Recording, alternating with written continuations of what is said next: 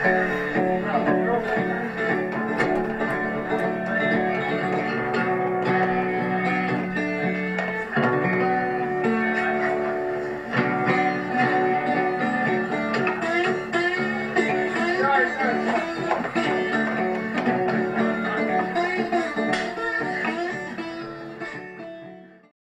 I first came here, you know, I couldn't tell you what was on a guitar and how many strings a bass had compared to a banjo or a ukulele. And, you know, so a lot of my first drawings here were,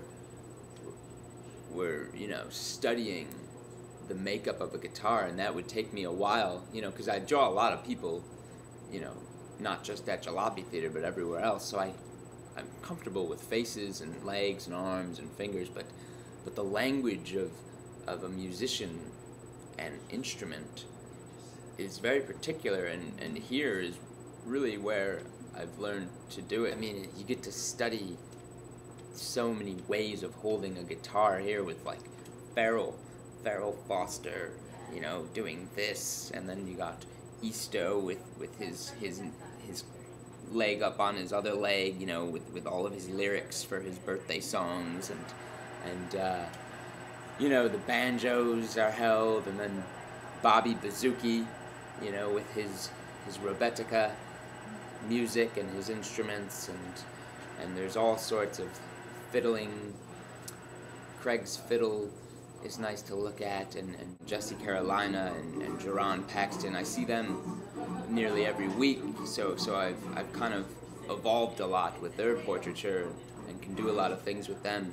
So sometimes somebody just walks on stage and introduces themselves, and I just start drawing, and the first picture I do of them is spot on.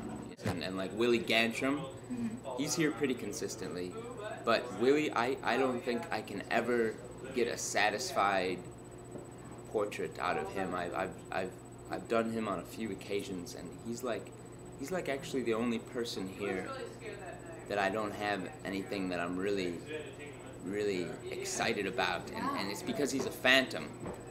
Willie Gantrum and his phantoms, it's not just the phantoms he plays with, but he is a phantom, and he's hard to capture, but I'll do it. And Jefferson, I like to watch Jefferson.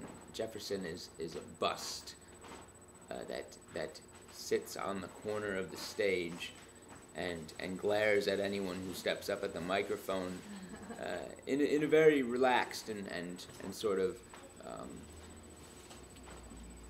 you know, pondering way, in a comfortably pensive. He's not too, you know, he's not the thinker, but he's just watching, just like everybody else.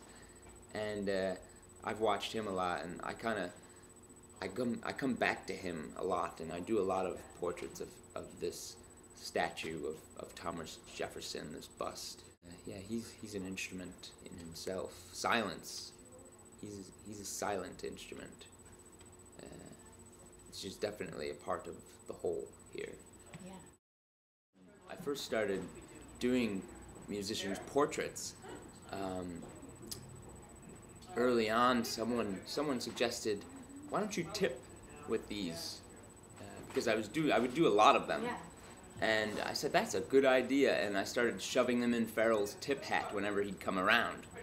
And after a while, Farrell said, just give them to me afterward, you know, they're getting all crumpled. I said, all right.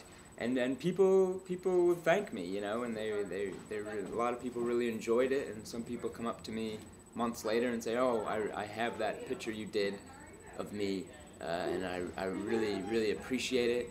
And some people say, you know, I took that picture you did of me next door to the bar afterward, and it got all full of whiskey, and I don't have it anymore. But I still remember it, and I like it. So that was when I started saying I should start scanning more of these in. People give me paper. I find tons and tons of paper laying all over this city. You know, the show is free, Roots and Ruckus. I couldn't go and sell an original drawing for a few $100s. It doesn't feel right with me. And so the way I've kind of gone about going around that to have a show at Jalopy or anywhere else is technology is at a point where I can have an inkjet printer and a scanner and a computer for a pretty reasonable price. And, you know, I don't have top-of-the-line equipment, but it produces really, really great quality prints, and a lot of people agree, you know, and so I said, okay, the prints cost money to make, you know, so I'm gonna put them into a monetary type system, you know, but I'm gonna make a donation, and I'm gonna let people choose what they feel. So it's my own thing, I guess, with my art in regard to money. I'd rather have it be affordable for a lot of people than limited to just some people. Now, I mean, there's so many magical moments, you know, which is every week there's a lot that happens here that really brings me back, and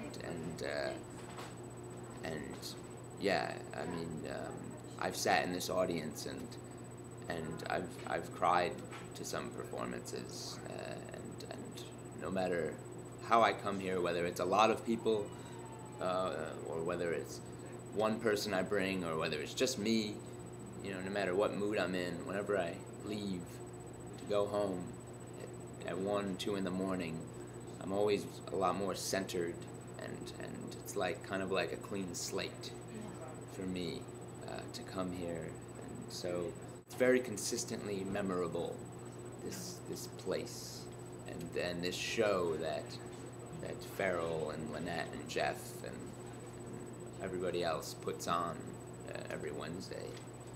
There's a lot of distinct people here. That's true. Yeah, nice content. Yeah.